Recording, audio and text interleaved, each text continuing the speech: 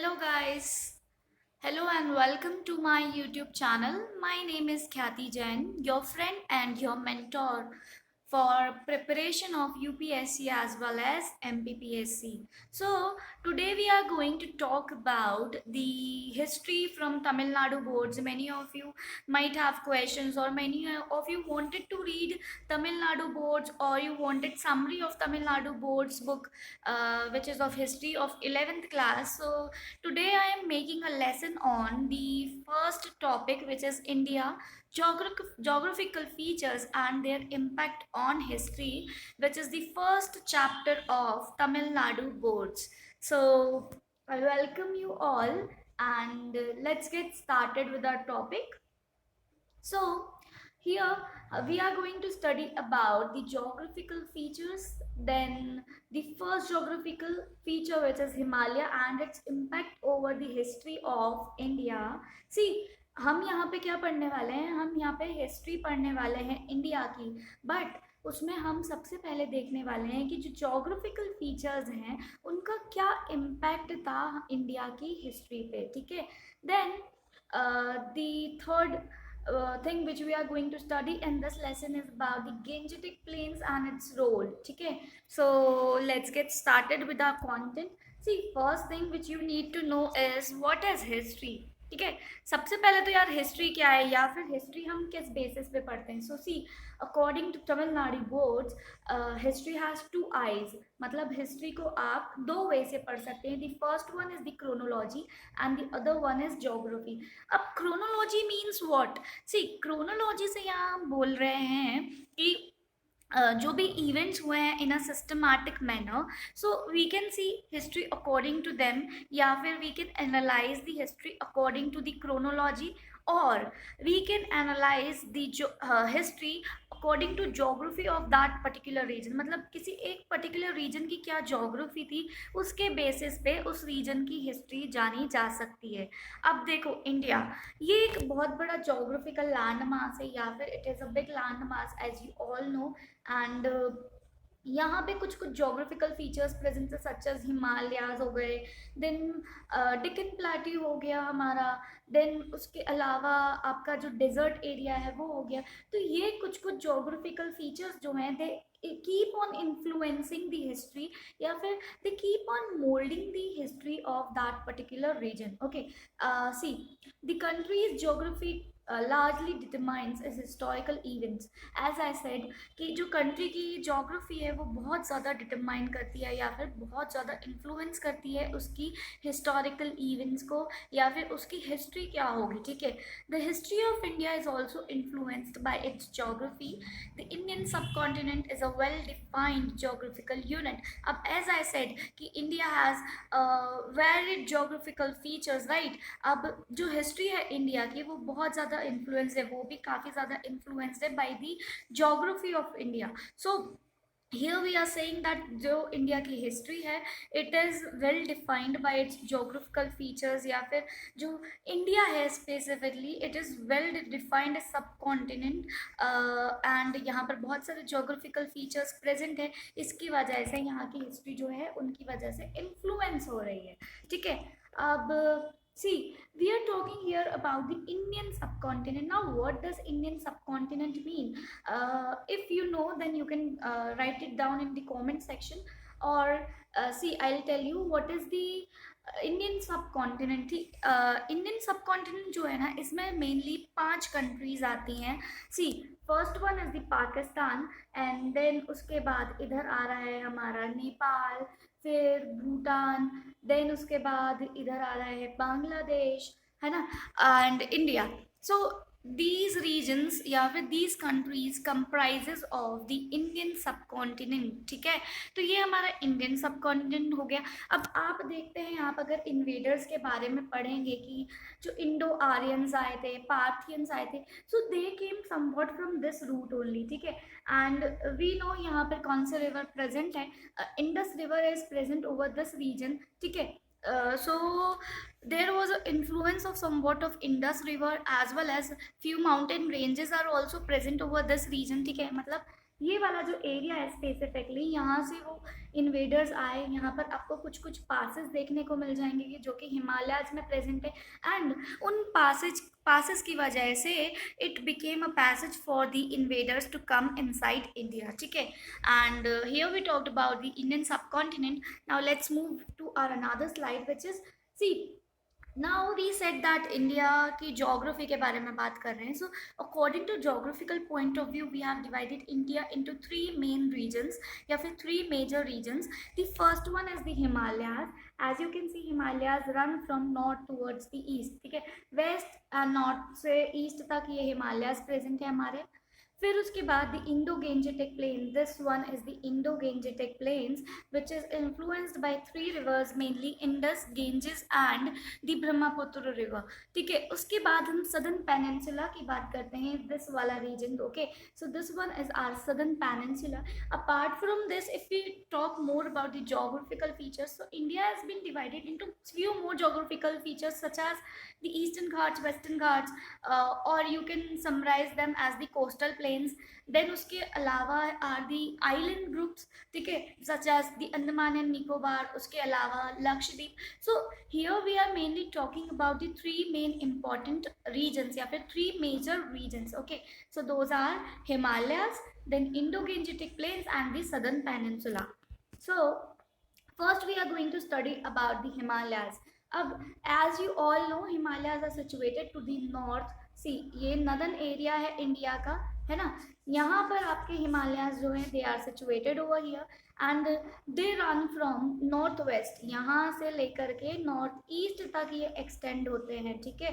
So Himalayas extends from north west from Pamirs, ठीक है। यहाँ आप देखोगे तो दे स्टार्ट फ्रॉम पामीर्स, ठीक है। नॉर्थ वेस्ट में जो प्रेजेंट है पामीर से स्टार्ट होते हैं, then they run towards the north eastern side या फिर they extends towards the north eastern side. Now if we see about the length of the Himalayas की, उनकी लेंथ कितनी है एग्जैक्टली, कितना स्ट्रेच है उनका। So their length is 2560 kilometres approx, ठीक है, ये इनकी लेंथ है। And if we talk about the breadth या फिर कितनी चौड़ाई है, अगर हम चौड़ाई के बेसिस पे हिमालयाज को देखें तो देखो, चौड़ाई की अगर हम बात कर रहे हैं तो इट इज़ वेरिएबल या फिर it varies between 240 to 320 kilometres, ठीक है। अलग अलग रीजन में अलग अलग इनकी विड्थ है। So we'll categorise according to them, we'll see them later on, ठीक है, कि कितनी रेंजेस हैं एंड कितने पार्ट्स में हमने डिवाइड किया है, फिर उन रेंजेस की अलग अलग स्पेसिफिकली क्या विड्थ है, ठीक है। So this was a bit about Himalayas. Then if we talk about the specialty of Himalayas, ki what are the role they are playing? So they are acting as a natural wall which is protecting us from the cold winds, ठीक है। अब ये हमें cold winds से protect करते हैं जो कि साइबेरिया की तरफ से आती हैं थ्रू सेंट्रल एशिया, ठीक है। अब वहाँ से ठंडी हवाएं आ रही हैं, but Himalayas are having such a great height so that they are protecting us from the cold winds, ठीक है। So they act as a natural wall या फिर natural barrier also you can say them, ठीक है। फिर उसके बाद ये see the next one is natural barrier to protect India against the invasion. Now as you all can see कि हिमालयाज के बारे में अगर हम पढ़ते हैं तो they have such a great height, ठीक है, जो कि पार करना is quite a difficult task and that's why there are few passes, कुछ पासिस या फिर कुछ रूट्स हैं जिनकी वजह से इन्वेडर्स हमारे यहाँ आए, otherwise they would not be able to come to India, ठीक है। इतनी ज़्यादा हाइट है, वो एक नेचुरल बैरियर की तरह एक्ट कर रहा है इन्वेडर्स के से प्रोटेक्ट करने के लिए, ठीक है। But as I told you, there are few passes which are built up over this region, ठीक है, such as the Khyber Pass, then Bolan, Kuram and Gomal Pass, जो कि एक easy passage या फिर easy route provide करते हैं India में enter होने के लिए from the Central Asia वाला part, ठीक है।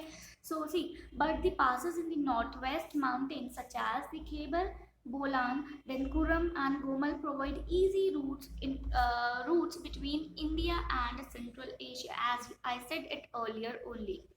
Now see, there are few more passes such as Swat valley के बारे में हम लोग पढ़ेंगे। देखो ये स्वात वैली की लोकेशन है, यहाँ से जो हमारा मैसेडोनिया का किंग था या फिर मैसेडोनिया से जो इन्वेडर आया था, he came from this particular region And as I was telling you about the few more passes which are present here, see, these passes are specifically present. जो हमने पहले देखा खैबर बोलान कुर्रम वाले passes जो देखे हमने, they are specifically located in the Hindu Kush, Suleiman and Kirtar ranges. ये कुछ mountain ranges हैं, हिमालयाज का ही part है, and इन रेंजेस में कुछ पासेस प्रेजेंट है जहाँ से ये इन्वेडर्स आए हैं, ठीक है. And many people came to India through this passes as invaders and immigrants. अब कुछ इन्वेडर्स के तरह आए इंडिया में इन पासेस से, या फिर कुछ इमिग्रेंट्स के तरह इंडिया में एंटर हुए. नाउ अब कौन कौन इंडिया में एंटर हुआ या कौन कौन इन्वेडर्स था, या फिर who were those peoples who entered India. So see, the Indo-Aryans, the Indo-Greeks, Parthians, Sakas, Kushan, Huns and Turks were the who entered India through these passes. In passes से ये सारे लोग यहाँ पर आए, या फिर ये सारे जो invaders थे they came to India. Then as I told you about the Swat Valley which is presently located in the Pakistan वाला region, ठीक है, पाकिस्तान में situated है.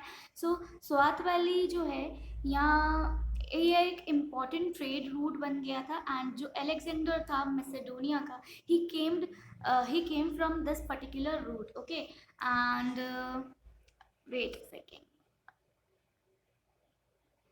Then next if we talk about, see, these passes जो थे, ये कुछ passes थे, they facilitated the trade route as well as ये एक route के तौर पर यूज़ किया ये passes को, ठीक है. and इनकी वजह से हमारे यहाँ बहुत सारे इंडो आर्य मतलब अलग अलग रीजन से लोग आए, ठीक है. एंड अब वो अलग अलग रीजन से लोग आ रहे हैं तो they are mixing with our culture, they are propagating their own culture. So इसकी वजह से आप जो डाइवर्सिटी वाली बात करते हैं हम कि इंडिया में बहुत ज़्यादा डाइवर्सिटी, वो इस वजह से भी मेनली हमें देखने को मिलती है. See, these passes in the north west mountains had facilitated trade as well as cultural contacts between India and Central Asia. अब कल्चरल कॉन्टैक्ट्स बिल्ड हुए, ट्रेड बिल्ड हुआ, as well as few people started living in India as well. तो उनका culture भी हमारे यहाँ mix हो गया. अब यहाँ पर क्या बताया है, एग्जैक्ट मीनिंग बताया है ऑफ हिमालयाज की. हिमालयाज का एग्जैक्ट मीनिंग क्या है, तो देखो यार, हिमालयाज का क्या मीनिंग हुआ. अगर आप संस्कृत में देखें तो हिम का मतलब होता है स्नो, वेर एज आलय का मतलब होता है हाउस या फिर अबोर्ड. तो इस वजह से हम हिमालय को सम अप करके कह सकते हैं दी हाउस ऑफ स्नो या फिर दी अबोर्ड ऑफ स्नो, ठीक है. And as you all know, Himalayas are the youngest fold mountains, ठीक है, and they are highest as well as longest mountain range of the world, ठीक है. फिर if you have to write something about Himalayas in 3 marker question, then what you would write? You can write that Himalayas are the youngest mountain chain in the world or the youngest fold mountain, as well as you can write that they are formed from a great geosyncline which was Tethys Sea. Then you can write that highest mountain peak is also located in Himalayas. Uske baad you can also write that they act as a natural barrier from the cold winds which are coming from the Siberian wala region, or you can also say that they act as a natural barrier from the invaders, ठीक है. अब हम हिमालय का थोड़ा बहुत formation के बारे में देख लेते हैं कि how it was form. See, there was a great geosyncline which was known as Tethys sea, and Himalaya का मूवमेंट हो रहा था, सॉरी, जो हमारा इंडिया है उसका मूवमेंट हो रहा था towards the north eastern side जब वो गोंडवाना से सेपरेट हुआ. तो उसके सेपरेट होने की वजह से अब इंडिया मूव कर रहा है. Wait a second, I will show you from that PPT only. See, first आप सिर्फ ये देख लीजिए, इट वाज कंपोज्ड या फिर it was formed because of the great geosyncline which was Tethys sea, and इसके अपलिफ्टमेंट की वजह से ये बना है. देखो यहाँ पर हम देख रहे हैं कि जो हिमालय है उसका फॉर्मेशन कैसे होता है exactly. So see, there were earlier a single supercontinent which was known as Pangaea. ये सारे जो लैंड मास है ना, इनको आप अगर सम अप कर दें या इनको वापस से जोड़ दें तो एक सिंगल लैंड मास बन रहा था which was Pangaea. एंड इसके पास एक वाटर बॉडी प्रेजेंट थी, a large water body you can से, which was पेंथालसा, ठीक है. तो एक लैंड मास सिंपल है ना, बड़ा सा, उसके आसपास पूरे में पानी, and that water body was known as Panthalassa, ठीक है. अब this particular landmass got separated into 2 parts. The first one was the Laurasia and the second one was the Gondwana. अब Laurasia को हम अंगारा लैंड के नाम से भी जानते हैं। तो सो डोंट गेट कंफ्यूज्ड कि Laurasia and Angara land and then Gondwana, ठीक है। Laurasia and Angara land are same and then the next part was the Gondwana land, ठीक है। So if we see about Laurasia कि लॉरेशिया किन किन चीज़ों से कंपोज था, तो लॉरेशिया में आपका आ गया दी सी नॉर्थ अमेरिका वाला region, then Eurasia and Europe वाला फ्यू पार्ट्स, ठीक है, यूरेशिया मेनली। फिर next if we talk about the southern part of the Pangaea, कि पैंजिया का सदर्न पार्ट जो था वो है हमारा गोंडवाना लैंड, ठीक है। अब गोंडवाना लैंड किस किस चीज़ों से कंप्राइज हो रहा है, so it is comprising of the South America, then Africa, then South India, sorry India, then Australia and Antarctica, ये सारे रीजन्स जो हैं वो हमारे गोंडवाना लैंड में आ रहे हैं। अब देखो यहाँ से इंडिया जो है ये सेपरेट होना स्टार्ट हुआ, वो उसकी जो प्लेट है इट स्टार्टेड शिफ्टिंग, ठीक है। एंड आप देख रहे हैं यहाँ पर टेथिस सी प्रेजेंट है। अब इंडिया की प्लेट जैसे जैसे मूव करेगी towards north eastern side and यहाँ पर यूरेशियन प्लेट है, अब ये यहाँ मूव कर रही है, सो ये जाकर यूरेशियन प्लेट से टकराती है। अब ये यहाँ से टकरा गई तो क्या होगा, फोल्ड माउंटेन्स का ओरिजिनेशन होगा, क्योंकि दो प्लेट टेक्टोनिक्स टकरा रही हैं तो समवॉट ऊपर जाएगा एक प्लेट, एक नीचे जाएगा, एंड इसकी वजह से जो माउंटेन्स है उनका फॉर्मेशन हो जाएगा, ठीक है। एंड अब इनके बीच में एक वाटर बॉडी प्रेजेंट थी which was the Tethys sea, ठीक है। अब ये वाटर बॉडी जो है इसके मराइन एनिमल्स जो होंगे दे ऑल्सो गॉट सबमर्ज, ठीक है। जब ये दो प्लेट्स टकराई तो उन वाटर बॉडीज, सॉरी, उन मराइन एनिमल्स का क्या होगा, वो तो मर जाएंगे, और ऑब्वियसली चीज़ें दो प्लेट्स टकरा रही हैं तो they might come in between those plates, या फिर वो पानी जो है वो नीचे चले जाएगा। तो उसकी वजह से भी अगर आप देखें अबाउट दी मिनरल्स और दी कॉम्पोजिशन ऑफ हिमालयाज, तो यहाँ पर आपको कुछ कुछ मराइन्स के अवशेष या फिर मराइन एनिमल्स के आपको एविडेंसेस देखने को मिल जाएंगे इस वाले रीजन में, ठीक है। I hope I am clear. If you have any sort of doubt you can contact me directly, ठीक है। we'll discuss this more part of the Himalayas in our next slide, okay। And I have a Telegram channel which is known by the name Khyati Jain MPPSC. You can join that as well, okay? And thank you so much for watching my video. I'll discuss this next part in my another video, okay? And please do like, comment and share my videos to your friends, as well as the ones who need to know about this or who wants to learn the Tamil Nadu board's history, okay? And thank you so much. I hope you liked my lesson.